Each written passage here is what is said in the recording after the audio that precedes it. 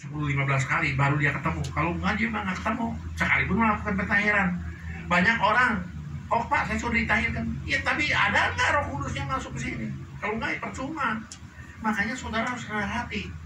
Kita mau ingin mendapatkan suatu berkat rohani jasmani dari pentahiran kita tuh harus rendah hati, jangan sombong. Begitu sombong Roh Kudusnya nggak mau masuk. Lu pinter sih, udah aja antepin. Ya kamu terusnya ikut agamawi. Saya jujur, yang namanya Gunadi mungkin Pak Daniel tahu, temennya tuh Profesor Janadi apa? Profesor Lukas Jailani. Ya. Itu tahun baiknya. Gunadi tahu pelayanan kita itu pentahiran. Dia punya istri gila.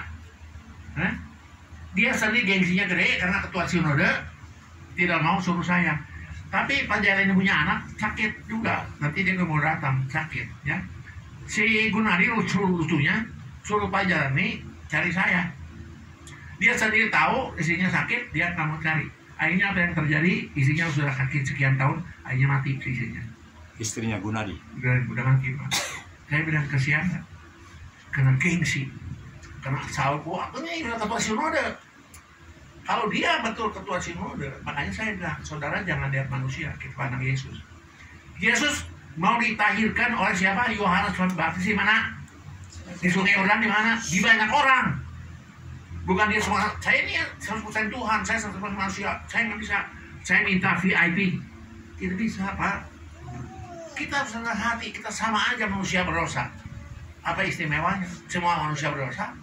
Kita harus rendahkan jalan. Oh, saya ini kan sudah jadi apa? MTH, STH, kemudian juga sudah jadi ketua sinode. Gengsi dong. Mesti ada tempat tersendiri, oke? Kalau dia Tuhannya nggak turun, Tuhannya tidak mau dispesialkan. Kalian siapa? Manusia berdosa.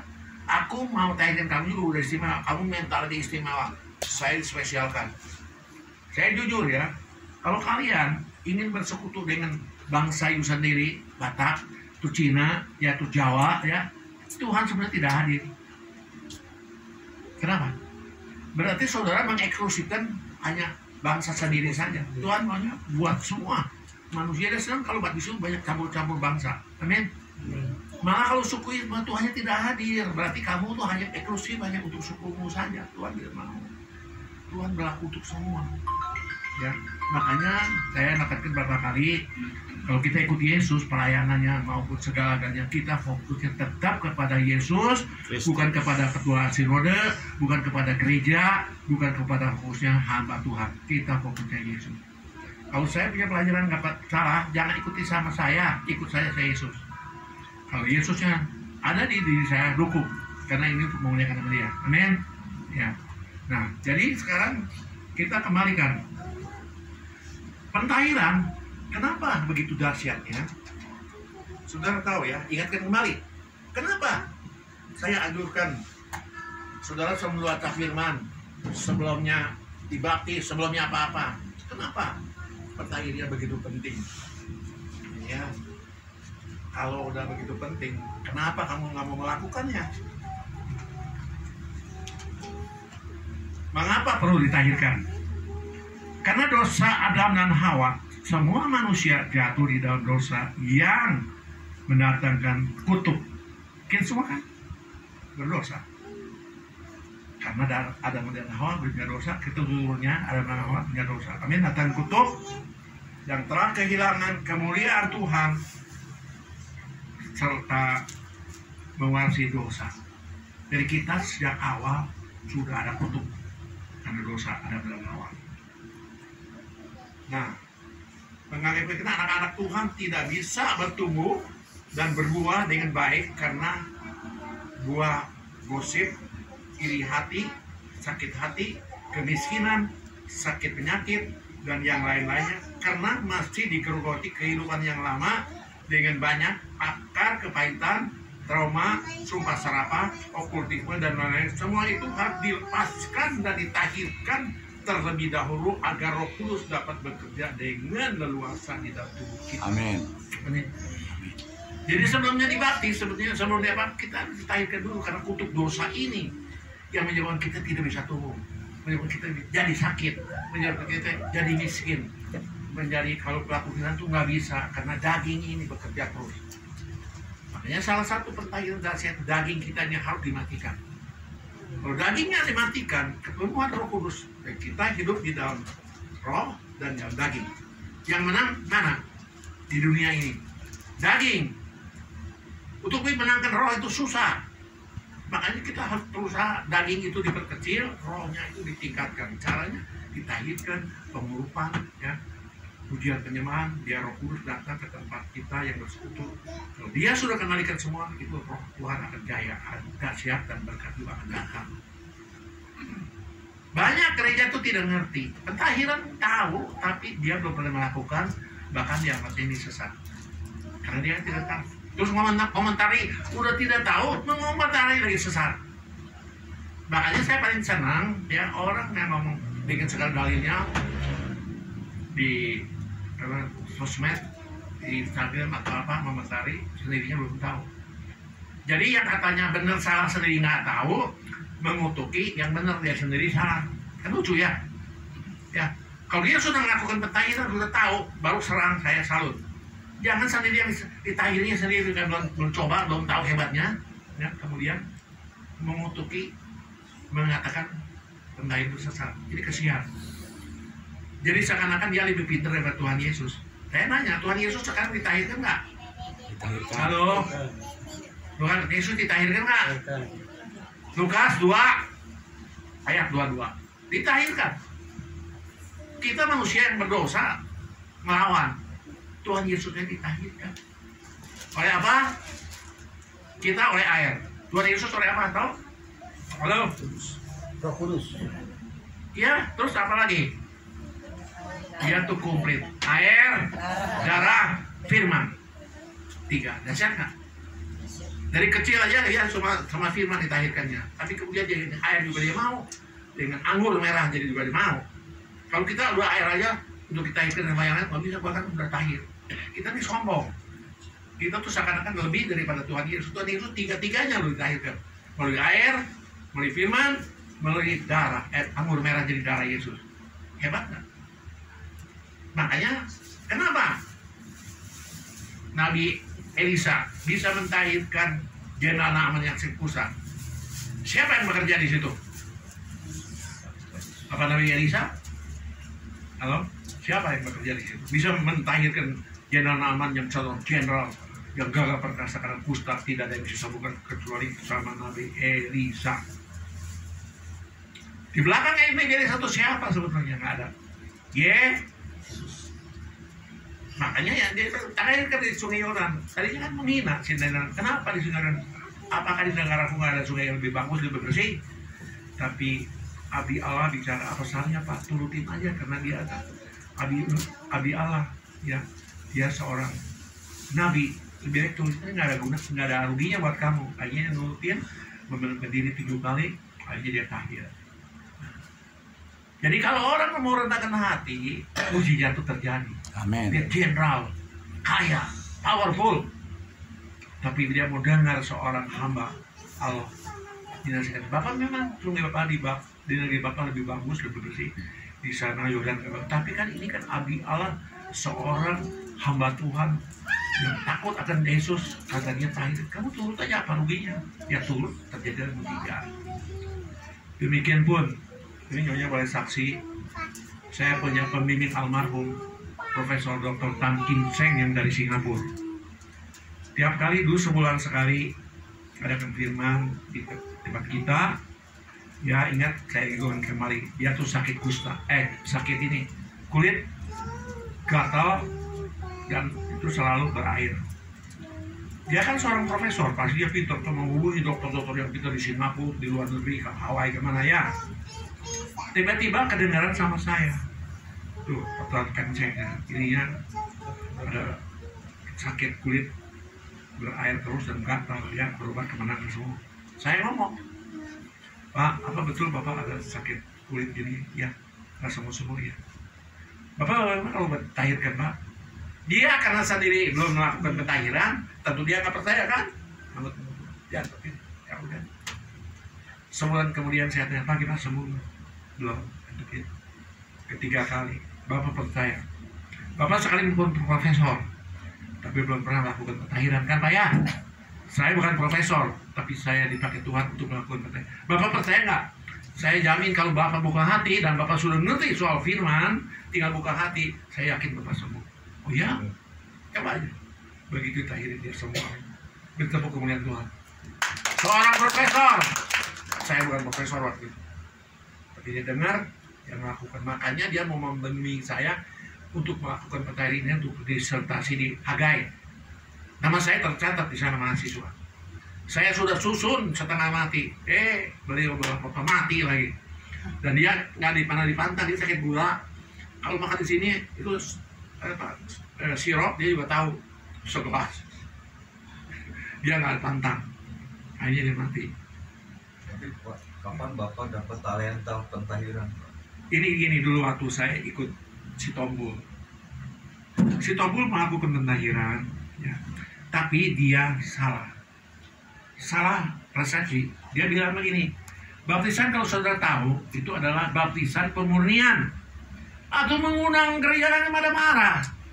Kalau gini yang lainnya tidak murni, hanya oleh si Tombul yang dibaptis itu betul murni. Jadi kayak marah. Saya waktu itu juga aktif jadi bingung, jadi stagnasi. Wah, kalau saya jalan ke terus ini pentahiran karena baptisan pemurnian, saya bisa diserang sama berbagai gereja. Saya diam, saya stagnasi. Kemudian saya berdoa sama Tuhan, Tuhan ini kok jadi bagaimana jadi begini? Jenderal Naaman ditahirkan sembuh, tapi yang lain nyerang karena baptisan pemurnian. Tiba-tiba kasih wahyu sama saya, pentahiran itu saudara tahu itu adalah suatu pemurnian, pembersihan, bukan baptisan murni. Oh, saya tangkap, saya baca, di Naaman itu. Akhirnya saya nggak bohong ya, dalam nama Yesus di Indonesia yang melakukan pentahiran selain si Tombul yang kan berbeda almarhum hanya kita. Sekarang seluruh Indonesia yang punya yayasan pentahiran hanya kami, hanya Nyonya. Yang lain yayasan tidak ada bisa lagi, tidak bisa. Siapapun tidak bisa minta yayasan pentahiran. Pentahiran hanya dimonopoli seseorang setelah yayasan apa tidak bisa bikin 2 kali, tidak bisa. Jadi sekarang tinggal yayasan pentahiran ini tinggal dikembangkan. Makanya saya bicara mati. Kita nggak usah, kita karena ikut sinode karena kepaksa di dunia ini harus ikut sinode mana? Kalau kan disebut sesat kan gitu ya. Sebetulnya di dalam sinode ini yang kita pentingkan ada pentahiran ini. Kalau you sudah menguasai pentahiran, nggak usah ikut sinode apa juga, semua juga welcome. Semua juga butuh. Ngerti? Nah sekarang saya kasih. Coba, kalau saudara bisa pegang ini, saudara nggak usah takut tidak akan. Ke gereja mana, ke persekutuan mana, semua juga membutuhkan ini. Apa? Ya, saya bacakan nih. Kalau saudara dapat ijazah ini, salah satu telah bahasa yang menyelesaikan teori dan praktek firman Tuhan dari Recovery God Ministry. Kita juga termasuk God Ministry, amin. Ya, salah satu puasa tentang kebangkitan Tuhan Yesus, dia harus bisa puasa tentang kebangkitan Tuhan. 2, anointing, pengurapan harus bisa. 3, puasa darah Yesus, bisa membuka air jadi darah. 4, pelepasan okultisme harus bisa. 5, kesembuhan ilahi. 6, pentahiran. Siapa yang gereja tidak butuh ini? Halo? Kalau gereja tidak butuh ini gereja yang paling tolol, paling bodoh, tertolol. Semua butuh, semua butuh. Ini adalah pekerjaan Tuhan Yesus, amin. Amin. Nggak pandang, saya HKBP atau apa. Kalau dia ngakui ini, gereja yang paling tolol. Makanya kita jangan ikut gereja, kita harus ikut Yesus. Kalau ikut Yesus, kita tidak mungkin tersesat, amin. Nah, ini jadi penting ya. Kalau saudara mau tahu, yang dapat ini hanya baru 1 orang saya lepaskan. Yang saya tekan cuma 1 orang, yang lain belum, isi saya juga belum. Karena saya belum lihat isi saya sendiri ya, bagaimana dia menyembuhkan orang dengan dahsyat di dalam saya, masih belum. Kalau musisi setan udah. Dulu saya juga belum kasih sama dia. Kamu jangan jangan bisa coba buktikan waktu KKN dia ke depan. Padahal dia nggak mau. Kamu jangan di depan suami bisa, nanti di belakang suami akhirnya nggak bisa. Ya, sekarang saya lihat dia bisa. Tapi ada beberapa syarat dia masih belum bisa. Jadi saya pun meskipun suami istri, ini tidak ada hubungan suami istri. Ini ada hubungan sendiri sama Tuhan. Kalau saya kasihkan ke dia baru memenuhi syarat, saya dosa. Sekarang jujur, tanya dengan benar. Dia apakah berani minta ijazah ini? Baca dulu yang benar. Kalau berani ini hari saya tekan tanggung jawab kamu. Baca dengan teliti. Pak, saya sudah memenuhi syarat, saya tekan. Kamu tanggung jawab. Berapa persen gitu ya? Ya, saya sudah bisa ini saya tekan sekarang. Yang sudah diteken sama saya cuma satu orang. Siapakah? Saya di depan kalian. Bisa nggak? Siapa? Yang bisa. Saya mau Siapakah tes. satu orang Tekan yang- saja. Belum. Saya tahu kalau dia bisa, saya juga mau. Dia bohong, saya tahu. Biarin dia berusaha sama Tuhan. Izin bertanya, Pak Gembala, Ya. apakah satu orang ini Bapak Pastor Johannes Makonda? Ini saya tidak boleh kasih tahu. Nanti buktikan di dalam pelayanan. Amin. Sebab kalau ini dikasih tahu, satu bisa sombong, ya. Kedua banyak yang iri. Sebab kalau pegang ini, jujur, gereja mana juga butuh. Mau ke Betani, mau kemana aja butuh. Ya, saya jujur, Niko aja belum tentu bisa mengeluarkan air dari darah. Dia ada talenta, pujian penyembahan, tapi belum tentu bisa. Makanya kalau ini sudah seperti Yesus. Yang mengeluarkan Iping ini yang naikkan Iping, bukan yang lain. Iping kalau tidak memenuhi syarat ini saya nggak berani naikkan. Nggak berani. Sekarang isi saya aja, kalau berani saya tekan nih, dia tanggung jawab. Tapi yang satu itu saya tahu dia kemampuan, sebab dia ikut saya hampir 20 tahun. Makanya kamu tidak usah tahu siapa yang saya berikan. Ada saya. Dari sekian Masih hidup orangnya? hidup. Sudah 20 tahun, berarti lebih dari 40 tahun tuh umurnya. Bapak ini kan 50, saya 65. Jadi orangnya nggak jauh dari sini. Ya, jadi kasarnya Sudah saya kalau sembarangan tekan, Jom saya jujur ada yang beda. sertifikat Tapi itu, Bapak. kalau ini dibeli 10 juta bagaimana? You mau 100 juta juga saya tidak kasih. Ini bukan soal nilai uang. Ini mampu atau tidak. Ini yang seperti Tuhan Yesus, cuma kadar saya kemarin juga bilang ya, saya kekuatan saya cuma 30% Tuhan Yesus. Belum 100%, makanya saya terus minta urapan, minta kesembuhan, biar Tuhan kasih saya hikmat bagaimana supaya urapan saya makin meningkat. Maka Tuhan baik, saya dibawa ke padang gurun. Kalau mau ujian kan begitu kan? Kan saudara diuji dulu, naik tingkat lagi. Di padang gurun saya mendapatkan satu hal, akunya betul-betul dimatikan. Akunya dimarahin semua orang, si babi, si apa, dan dia saya tahu. Prosetorol buat itu gitu ya, makan aja bisa lulus ya. Ini gak gampang kalau nggak ada Yesus kekuatan ini. Don, padahal yang mengatakan itu kan lebih tolong dari saya, beritahu, tapi kita tidak boleh melawan. Kita hanya bisa bersyukur, Tuhan, ini hambamu dihina sama orang yang lebih tolong daripadaku, kau akan bilang. Yang penting berkat jasmani rohani turun, amin. Yang spektakuler, itu aja. Nah, tentang ini ada yang mau kasih pendapat? Sekali lagi ya, supaya saudara dengar baik-baik ya, supaya saudara mengejar. Tapi saudara kalau berusaha bisa 2, 3 itu udah bagus, dan sudah ada berusahanya, ya. Dengarkan, kuasa tentang kebangkitan Tuhan Yesus, saudara harus punya. Nggak usah 100%, tapi minimal ya 5%, 10% harus ada kuasa kebangkitan Tuhan Yesus. Kedua, pengurapan, anointing. Saudara jangan hanya menerima pengurapan aja, saudara bisa mengurapi orang lain. Jangan saudara ikut musuh setan, tapi bersama-sama, sendirian bisa nggak? Ini makanya Tuhan bawa kita ke padang gurun supaya hubungan you pribadi dengan Tuhan, bukan dengan teman-teman. Waktu di padang gurun you tidak bisa bantuan siapapun, tidak bisa bantuan, mau uang, mau kesehatan, mau apa, duri you sendiri. You perlu duit juga nggak bisa minta tolong, orang juga ketakutan, bisa nggak? Kalau di rumah udah nangis, aduh silakan nih, nggak ada yang tolongin saya, padahal ada Yesus, nggak bisa kontak sama dia. Makanya Tuhan uji saya tuh sampai demikian. Tidak ada satu manusia yang bisa tolong, sekalipun kakak saya kaya, sekalipun saudara saya kaya, tidak. Lihat saya udah takut, waduh ini uang lagi, waduh uang lagi. Padahal ini uang juga bukan buat saya.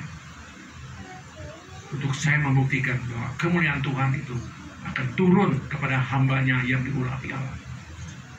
Dan banyak orang kan percaya. Ya udah biarin aja. 3, kuasa darah Yesus. Punya nggak kuasa darah Yesus? Jangan saudaranya menggunakan. Bisa nggak air diubah jadi darah? Bisa nggak? Jangan main-main ini. Teori mah pintar semua juga. 4, perpasan okultisme. Ada orang kena dukun, kena gila, apa bisa nggak berarti? Jangan sama-sama, sendirian. 5, kesembuhan ilahi. Bisa nggak? Kalau ada orang sakit, doakan. Jangan sakit lu. Yang enteng-entengnya berat, yang bumbu tuh jalan. Bisa nggak? 6, pentahiran diri sendiri. Bisa nggak? Untuk orang lain. Kalau ada bisa nyari di sini, saya tekan tanggung jawab you sama Tuhan. Kalau you nanti dihukum sama Tuhan, tanggung jawab sendiri. Karena you sendiri yang aku. Piping, kalau yang uji piping siapa? Saya uji Tuhan Yesus.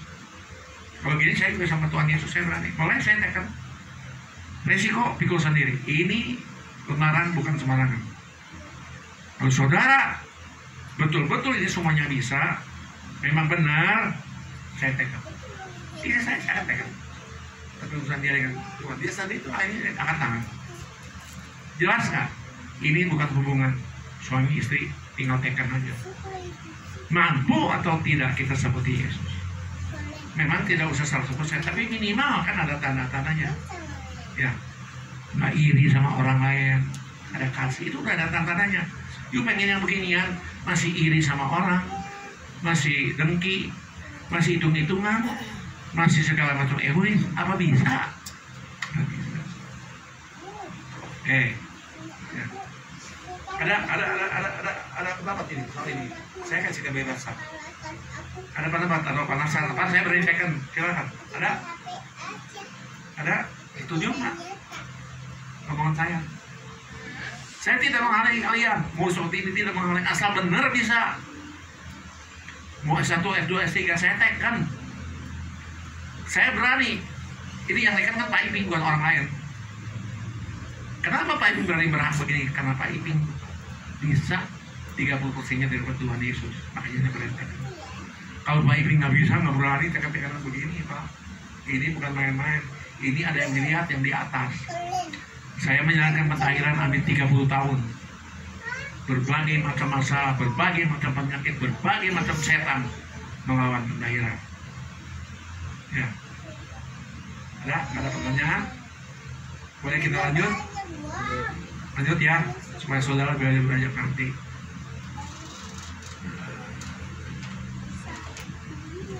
Jadi perlu kita pentahiran, amin. Supaya kita segala macam sisa-sisa dosa yang lama, ya, yang rinci, yang dengki, ya, yang sakit kemiskinan, iri hati, gosip, yang sakit hati, ini semua kita bereskan melalui pentahiran. Kemudian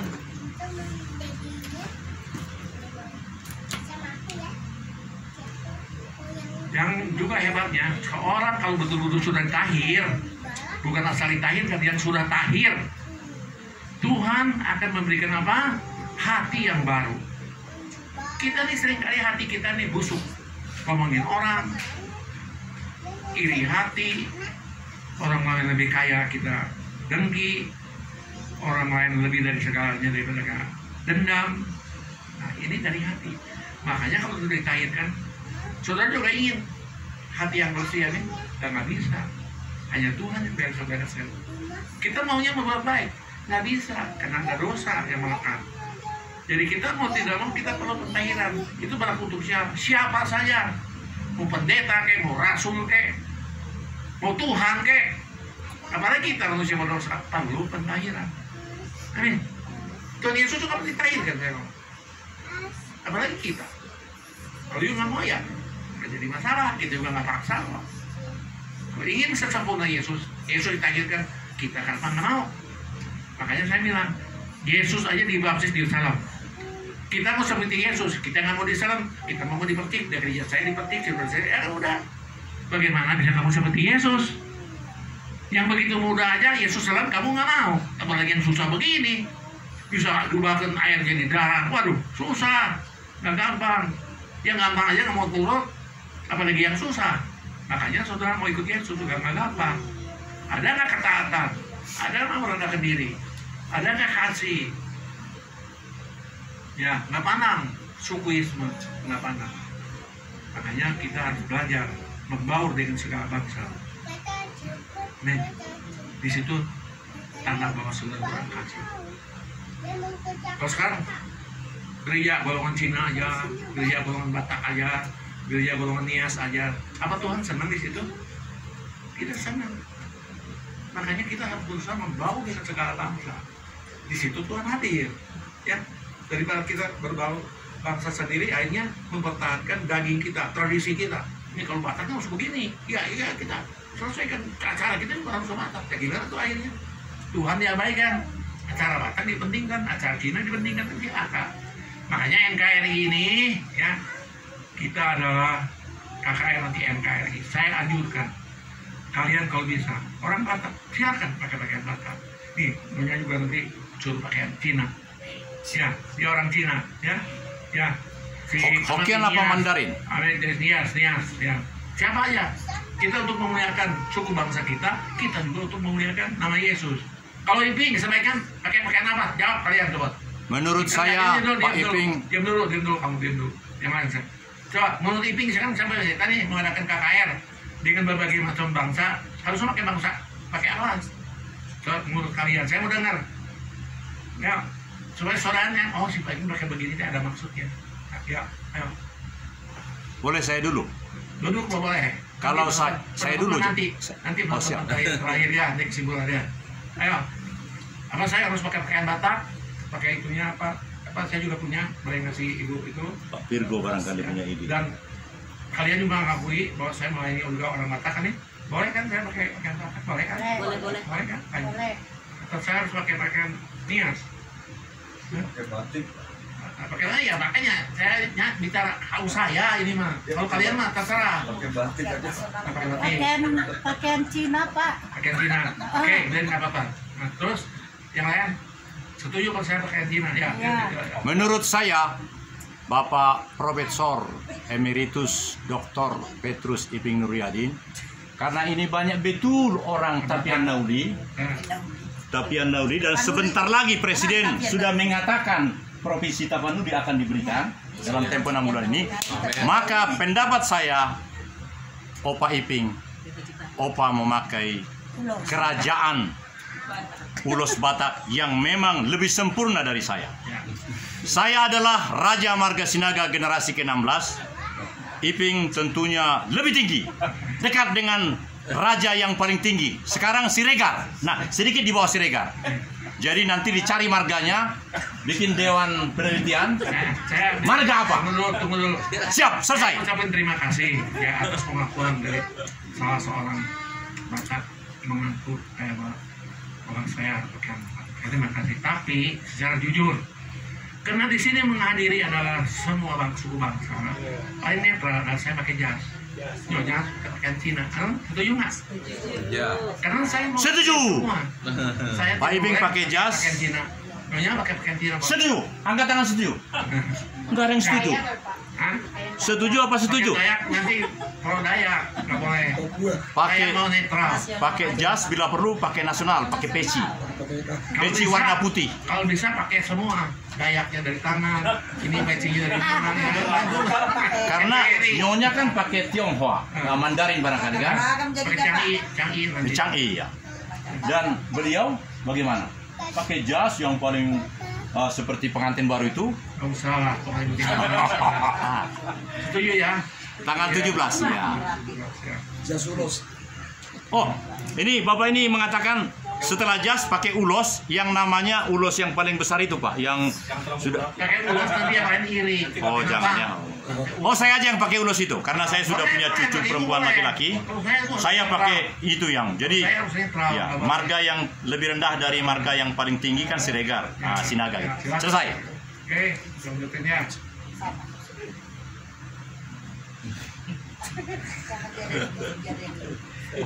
Kan dia kan presiden, jadi kalau dia Sinaga, Siregar. Fungsinya pentahiran, dengarkan ya. Fungsinya pentahiran untuk apa? Satu, yang belum dibaptis, baptis. Ya. Kedua, pelepasan. Yang belum mengadakan pelepasan atau sisa-sisa yang sudah dilepas. Pak, saya kan sudah dilepaskan. Apakah sudah sempurna? Pelepasan harus sempurna atau tidak? Halo? Harus sempurna. Kalau pelepasan aja kan banyak setan-setan di kita. Hanya sebagian aja belum terakhir. Paling sempurna justru di air ini. Kenapa? Air sudah diubahkan jadi darah Yesus. Di dalam darah tidak ada sisa. Roh jahat ada dalam tubuh kita, dari rambut ke ujung rambut, sampai maaf sampai alat kelamin kita pun tidak akan bersihkan. Kalau di darat kan alat kelamin biasa kan yang berani bersihkan kan? Ya air bersih. Makanya dah siap. Amin. Pentahiran. Ketiga, bahkan kamu merapikan mesti satu-satu ya. Kalau pelepasan satu-satu. Kalau sekarang di pabrik ada kerasukan setan ini benar 30, 50 bagaimana caranya? Ayo jawab. Coba saya bisa pelepasan datang ke pabrik 30 kalau mau mampus loh. Satu-satu pelepasan. Di pabrik bisa kerasukan setan 30 orang, percaya nggak? Bukan 1 orang 2 orang. 30, 50. Bagaimana sekarang pelepasannya? Ayo jawab. Bagaimana sekarang? Kalau setengah mati kamu. Sekolahan juga. Hah? Ya sekolahan juga kesurupan. Iya, sekolahan juga kerasukan. Bagaimana sekarang caranya? Makanya dalam hal ini saya nggak pandang profesor segala macam. Dia pintar teori, prakteknya bagaimana? Kalau ngalamin gini mau gimana dia? Pakai kepintaran dia. Ayo di depan tuh ada setan, ayo bagaimana? Hanya only way. Hanya satu-satunya. Setan masal dikalahkan oleh pentahiran melalui air. Kita ubahkan jadi darah, tinggal satu-satu cemplungin di air. Amin. Amin. Mana aminnya? Nggak ada yang lain. Yang keras. Amin. Setannya yang keras baru kita layani. Tonjok atau apa sampai dia lepas. Kalau yang lainnya nih pasti begini lepas. Tepuk tangan dong untuk pentahiran eta yang. Amin. Ucapkan amin 7 kali. Ya. Amin. Amin. Amin. Ini Johan ini diam-diam saja, nanti iblis masuk. Jelas nggak? Pentahiran itu dahsyatnya di situ ya.